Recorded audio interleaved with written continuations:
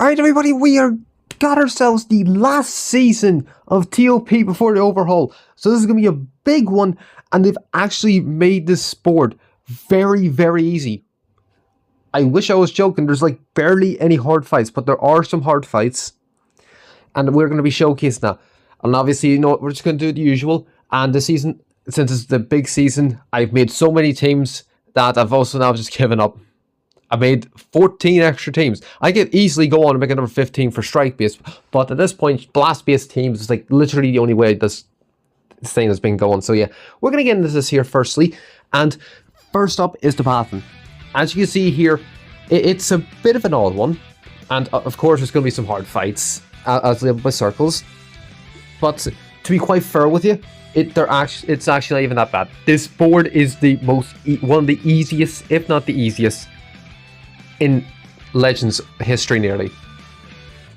Definitely have been easier, but this is very easy as well. I will say that much. So yeah, all that simple enough. And now we're gonna get into the strike and blast and universal cover changes and counters. We got ourselves right here. So yeah, as you can see here, quite a bit decent, but most of them can be avoided. If the cards are played correctly, most of them can be avoided except for the universal stuff. That thing is consistent unless you went for them first, i.e. Monray comes in, cover changes, then you can't avoid that. If you go from first, he doesn't activate it. Same thing with the Super Saiyan Gohan, the EX blue one from movie 10 Broly. So yeah, there's that. And then obviously the universal cover, obviously universal counters, that doesn't matter. Bubble shields do not matter because they will still hit no matter what. And obviously this is what I expect to see from every single fight. As I did say, there's not really much needed to say. It's mostly going to be avoidable, again, if we play the cards correct. So yeah, there's that. And now we're going to get into the board here, and we're going to start off with the first fight, which is going to be the 17 squad. Now, things to be wary of. He has a bubble shield, third attack unit, and he buffs everyone else. And if you're running a strike team, then this 17 has strike cover. Otherwise, this team is fairly easy. Just leave him to last and you'll be all good. And no, this is going to be the second fight here. I'm not going to go in all of them, obviously, but this is the second fight, and this is what I want about universal nullifications, because it's Broly, strike, blast, doesn't matter. He'll block it. And this Gohan is a bit different because he's got the aggro. Unless you're running Buhan, who's quite literally the only character that I am aware of that can cancel that in the game. He's the only character. You have to go from first. And then just be aware of Videl bots and this guy's strike cover change if you run the strike team. And then obviously leave him there last because he's death buffer. And this is the third fight. I know I didn't say I was going to go for them, but we haven't faced this in a while. You need to be wary. This 15 has some form of death buffs. So you'd rather leave him to last, and as long as you kill Pan before turn 2, you're fine. Go 10 here is a super attack. Be wary of that, and he gets a turn 2. Transforms turn 1, gets a turn 2. And then EXL Jr. does a lot of damage. Trunks is transforming the unit, but he's not really worried about. So as long as you get rid of these two as your first two, you're fine for the rest of the game. Okay, now this here we're going to be seeing at least, I think, 2 times. I've already forgotten. But be wary. Blast cover change, universal cover change, strike cover change, strike cover change. He's a revival. Debuffs when hit and not hit. And that's it. And then she's a transforming unit. Be wary of that. You'll be mostly fine afterwards. But definitely get rid of universal cover change first, in case he is in range of somebody, because I'm not 100% too sure. I don't think he is, from what I remember, or he's at least in 1. But you'll be killing him before that happens anyway, so yeah. Now here we go, we got ourselves the Mohawk stage. Just Tapion and Zamasu. Tapion here, he's a sleeper agent. He's sleeper. Be wary.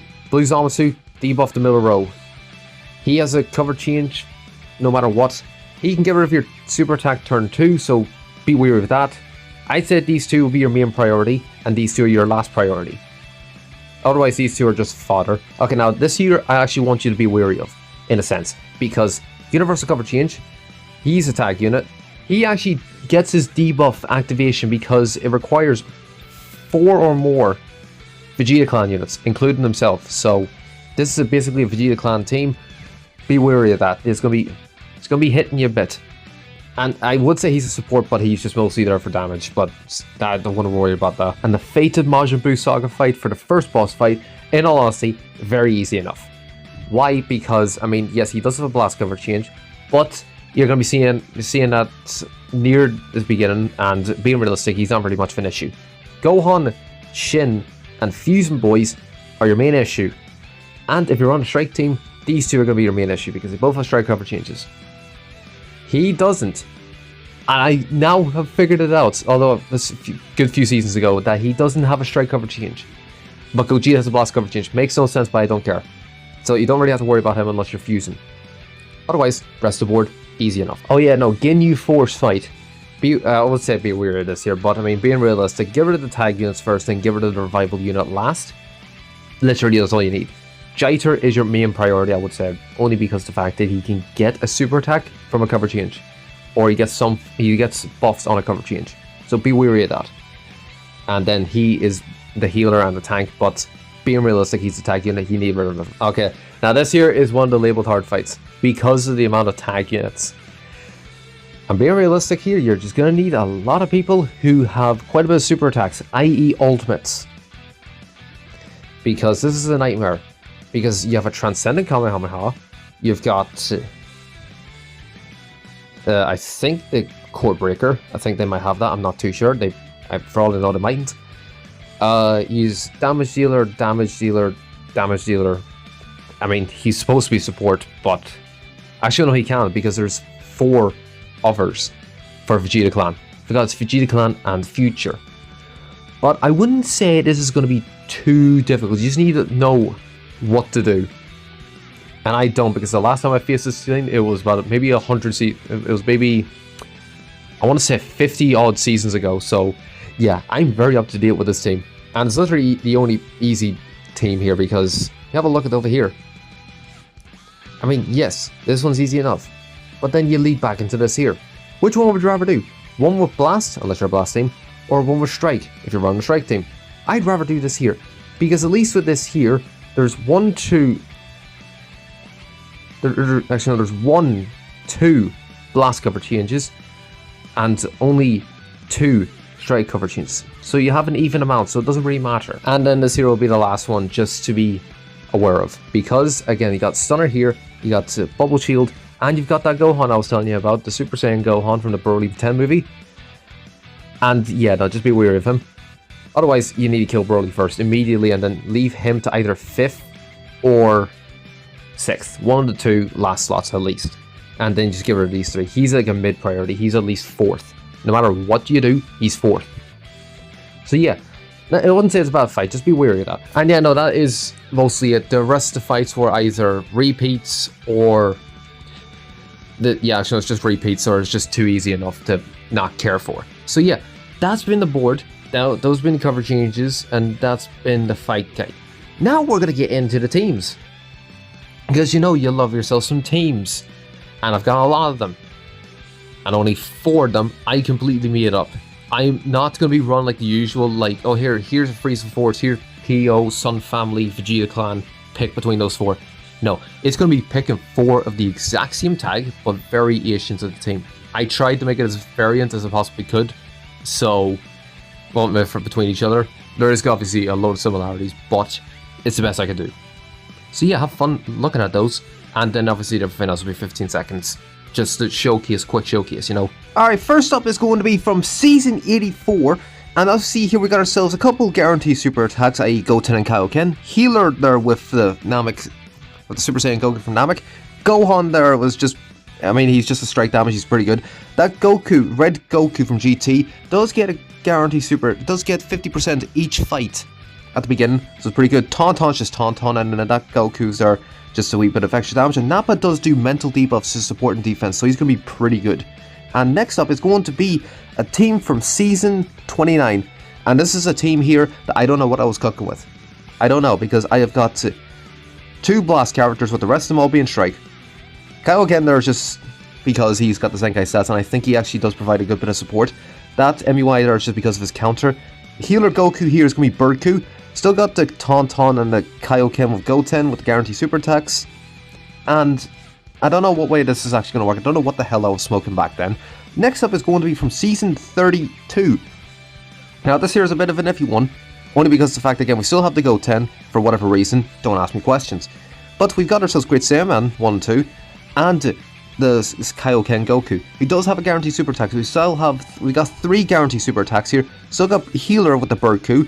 And again, good amount of support there, I think, from Kaioken. I'm not 100% too sure. I've already forgotten because I haven't ran him in decades. But, you know, I'd still say this is going to be a very decent enough team. And now we got into one that I created myself, with literally the majority of this here being mostly recent characters. Now, in all honesty, if you were to swap out somebody, I would definitely say the green Healer Goku from Dynamic, for that only buffs Frieza Saga and stuff. But the fact we've already got 2 evergreens, I wouldn't say so. But again, it just all depends on your personal preference. I would definitely suggest him, but we still got the 30% boost and a Healer Goku there with the Bird Coup. So yeah, I said this is going to do very well enough for what it is. Now next up we're going into movies, teams that I have created just because. And I'll see here we got a Moan there, because I've figured them out mostly. Guarantee Healer for 2, Healer up with someone, I don't know. And this here is going to be Saiyans here, with actually a good few healers here. With the Dragon Ball Saga Goku, I think he only heals Dragon Ball Saga, but that's besides the point. Vegeta there doing heals, and Super Saiyan 3 providing a lot of buffs.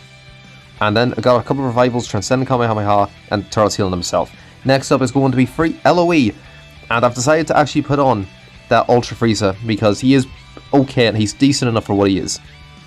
So, 2 stunners. You could definitely get a 3rd stunner there if you don't want heals. In all honesty, this team could actually do fine enough without the heals, but it is what it is. Next up is going to be GT, and this here I'd say would be the best GT. If you don't have Super 17, then obviously the free-to-play GT Goku, Super Saiyan, he's sitting there, he's fine enough, he will do you lovely.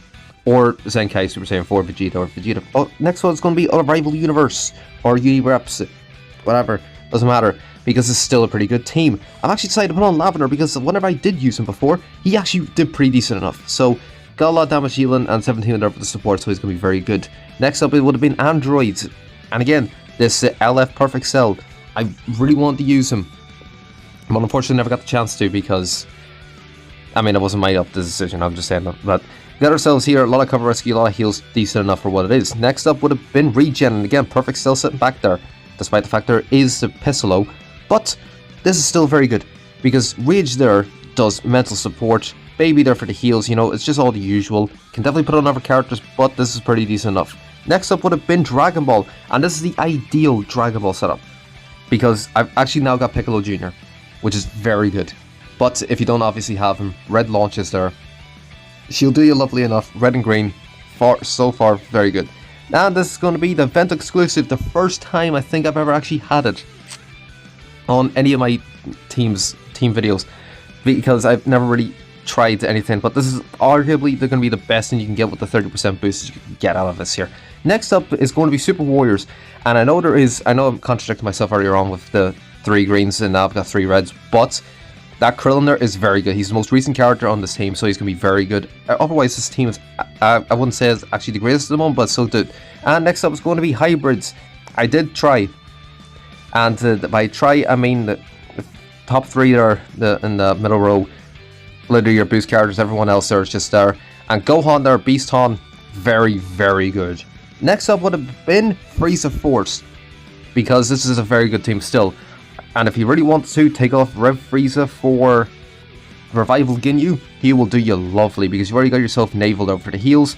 So I wouldn't say it's very too much in difficulty. And next up is going to be Powerful Opponent. This is the most wish team, because there's technically speaking no healer other than Baby and Majin Buu, and Majin Buu has an indiscriminate heal, so he's your best option, which is the only reason why I actually have him run. That's literally it. Next up, and our final one, since I created some family teams, here's a Vegeta Clan team. This is the best I can get out of a Vegeta Clan team, and the EX Blue Vegeta does provide debuffs whenever you have more than 4 Vegeta Clan members, so yeah, he will be a very good asset, and this is good enough. And now we're going to have a look at the new characters that came out, i.e. the manga Goku and Gohan, and then the Vegeta Blue Zenkai. So we're going to have a look-see here, and we're going to go TOP stats. Stats pretty decent, got that stuff. Oh, but wait, there's nothing. See, this is what I was talking about whenever I thought we weren't going to get any more characters, because Kazama was going to be the last one. But yeah, no, we've literally got nothing. There's nothing to do. for these characters. That's literally it. Like, even if I go to Goku, his stats, I would say, is arguably better than Gohan's, just because, of course, he's at melee, but he's got nothing. He's nothing. So yeah, that's fun to see. Even the new free-to-play doesn't even have it. Because I didn't think we were getting anything else, but we'll just have a look at the stats anyway. I mean, to be fair, 265 for melee, and to be fair, he's got nothing, he's nothing. I've seen it as kids, I mean, he seems okay-ish, but I hold contention against it. However, who we can look at is Vegeta Blue, because, you know, he's an old unit, so he's obviously still got the stuff. So yeah, very even strike and blast, so you could run him either way. His blast defense is mental, and obviously, you know, he's just got, oh wait, look at the wrong thing. Okay, so, I mean, still even enough. I'll say it's pretty even. Got the usual stuff here. Now let's have a look-see here. I mean, he's a support type to blast damage, so you'd rather run him on a blast team, I would say. Or a mixed bag. 4 and 4, but primarily blast based. And yeah, it's not really good. Can't say. Here we go. Okay, now this here, to be fair with you, pretty decent enough. 20% each fight. I wouldn't say it's too bad, but would have preferred more. And the fact you get on turn 3, extra damage and damage received. So you get at most 80% and 45. Actually, you don't even get 45, you get fucking 15. That's just it, because it's only for 2 turns. So yeah, I would not recommend this Vegeta, no matter what. Even if you want to use him just for this last season, don't bother. He's no good. He's got nothing. He's an old ass unit. What do you expect of him, being realistic? So yeah, I mean, this here just looks kind of mid until you actually get into the card art itself. I don't know what they were thinking, but they were doing something. They were smoking some hard drugs, and I want some of it, because this here just looks a lot more fire. Side rant out of the way. That's all the new characters. And that's it for this TOP season. Hope you enjoyed. And again, it is a bit of a lengthier one, in a sense, but it's the big one. It's the big dog before the overhaul. So yeah, it's been a fun time until this new one. So yeah, this will be fun to see how this works out, and I shall see you all in the next one.